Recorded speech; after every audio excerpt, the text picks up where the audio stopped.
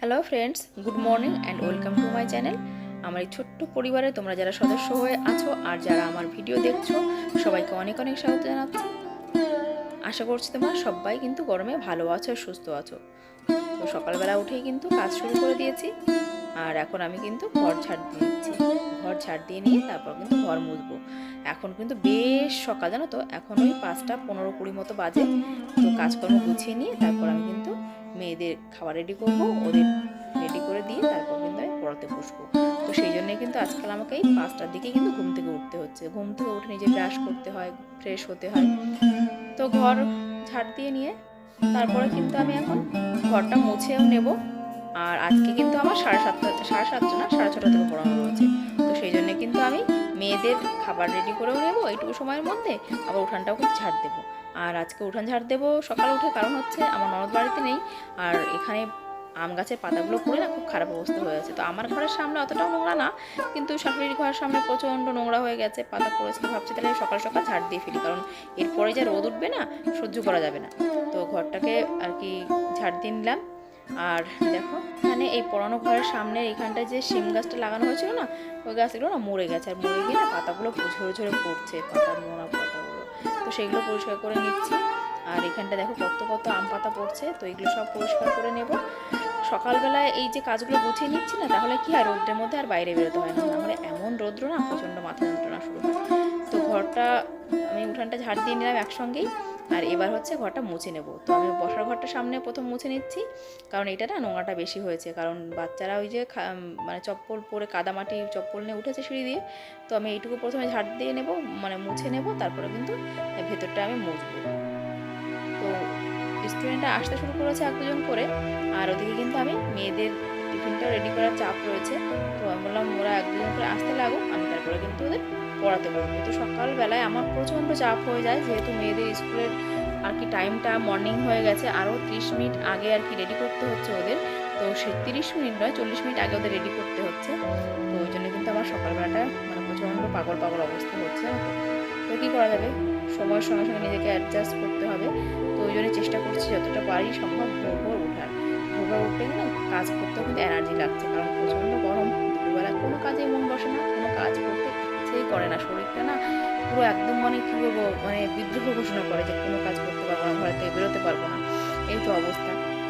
তো এই গরমের মধ্যে তোমরা সবাই কে কেমন আছো অবশ্যই কিন্তু কমেন্ট করে জানিও।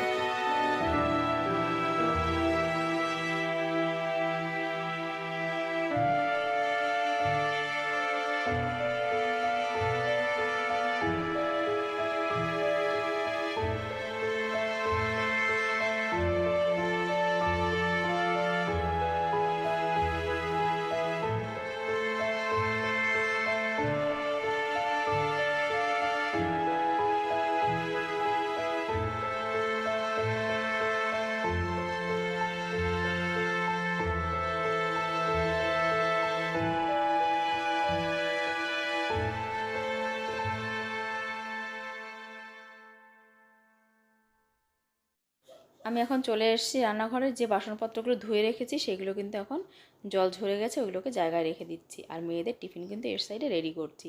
তো টিফিন রেডি করতে করতে সাইডে এই কাজটা কিন্তু করে নিচ্ছি, কারণ আমি একা সংসার, একা হাতে সব কিছু আমাকে সামলাতে হয়, প্লাস সকালে টিউশনও করার প্রয়োজন হয়ে পড়ে। তো সেই জন্য কিন্তু আমাকে একসঙ্গে 2-4টে কাজ কিন্তু গুছিয়ে নিতে হয়, কারণ একটা একটা কাজ ধরে ধরে গুছিয়ে গুছিয়ে করার মতো সময় সত্যি আমার নেই। কি করা যাবে, যেভাবেই আর কি পারি সেভাবেই চেষ্টা করি সময়টাকে অ্যাডজাস্ট করে আর কি একটু সুন্দর করে গুছিয়ে কাজ করতে। তো সকালবেলা পড়িয়ে উঠেছি, পড়িয়ে এসে এখন কিন্তু রান্না করছি। গরমে একদম হালকা পাতলা রান্না হচ্ছে আজকে। কালকে রাত্রে যে কচুরলতিগুলো বেছে রেখে দিয়েছিলাম, সেগুলো কিন্তু এখন রসুন দিয়ে, কাঁচা লঙ্কা দিয়ে আর জিরে ফোড়ন দিয়ে কিন্তু এটাকে একটু ঘন্ট মতো করব। আর করব হচ্ছে কুমড়ো শাকের তরকারি। তো গরমে আজকে একদম পাতলা কিছু রান্না করছি, কারণ হচ্ছে এখন হালকা পাতলা খাওয়া হবে। আর রাত্রের দিকে ইচ্ছা আছে একটু চিকেন রান্না করব। তোমার দাদা চিকেন নিয়ে এসছে পড়িয়ে উঠে, কিন্তু এখন আর রান্না করার মতো ইচ্ছে নেই। আর দুপুরে না এই গরমে চিকেন খাওয়ার মতো পরিস্থিতিও নেই। আর সত্যি কথা বলতে কি, আমার এখন সময়ও নেই, এটা হচ্ছে একটা কথা। প্রচণ্ড খিদে পেয়ে গেছে, বুঝতেই পারো, 2-3টে ব্যাচ পড়ানোর পর তোমার দাদারও খিদে পেয়ে যায়, আমারও খিদে পেয়ে গেছে। কিন্তু কি বলো তো, সকাল সকাল রান্না করার তো আমার সেই সুযোগ নেই। তো আমাকে একটু দেরি করে রান্না করতে হয়। সকালে এই কদিন ইদানিং আমরা খাচ্ছি হচ্ছে পান্তা ভাত। আর পান্তা ভাতটা খেয়ে কিন্তু শরীরটা বেশ ভালোই লাগে, জানো তো। তো একটু ঘুমঘুমও পায়, তো একটু ঘুমিয়ে কিন্তু নিয়েছি, এটা কিন্তু অস্বীকার করা নেই, সত্যি জানো তো। খেয়ে নিয়ে না 30 মিনিটের মতো একটু বিছনায় রেস্ট করে নিয়েছি, তারপরে কিন্তু রান্নাবান্নাগুলো করতে এসেছি। আর এই কুমড়ো শাকটা কিন্তু আমার ছাদের সেই কুমড়ো শাক, জানো তো, যেগুলো আগের দিন তুলে রেখেছিলাম, কেটে রেখেছিলাম বিকালবেলায়, তোমার দাদা আমাকে কেটে দিল, সেইগুলো কিন্তু কালকে কুটে রেখে দিয়েছিলাম। আর এখন কিন্তু এই যে একটুখানি পোনা পোনা মাছ দিয়ে এই রান্নাটা করে নিচ্ছি। আর মেয়েরা খাবে না তা না, কিন্তু ছোটো মেয়ে খাবে কিনা ঠিক নেই, বড় মেয়ে খেয়ে নেবে, কোনো অসুবিধা করবে না। আর ছোটো মেয়ে কী করবে বলতে পারছি না। তো এই যে এখন চলে এসেছি ছাদে, জামা কাপড় ধোয়ার আছে, তো জামা কাপড়গুলো ধুয়ে নেব। আর হচ্ছে,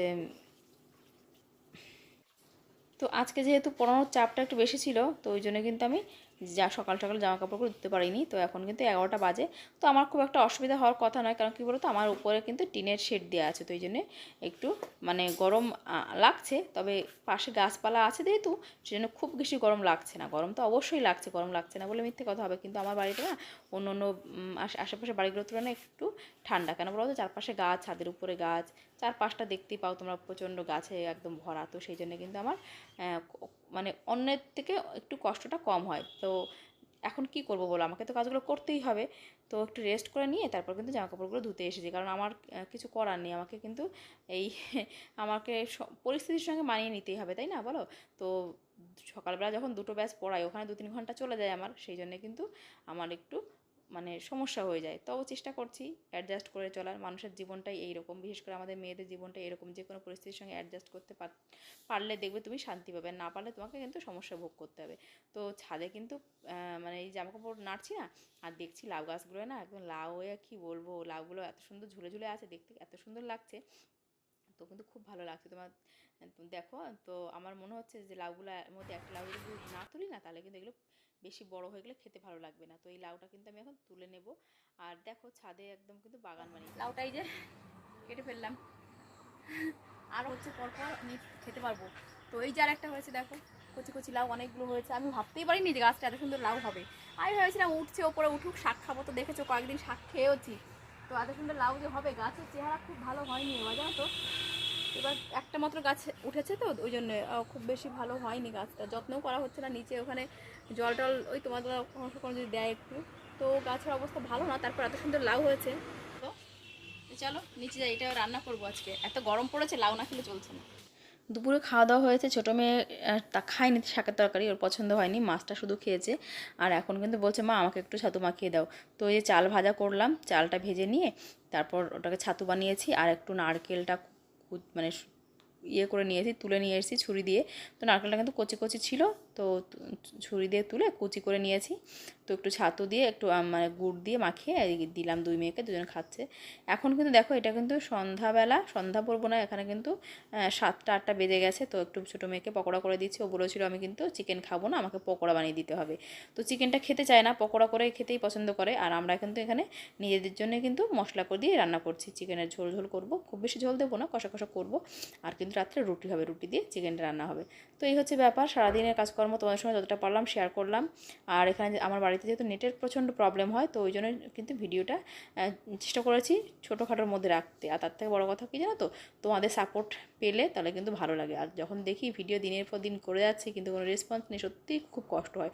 তো যারা এখনও পর্যন্ত আমার ভিডিওটা এই পর্যন্ত দেখেছো, অবশ্যই সবাইকে কিন্তু বলছি, রিকোয়েস্ট করছি, প্লিজ আমাকে একটু সাপোর্ট করো। চলো টাটা, গুড নাইট।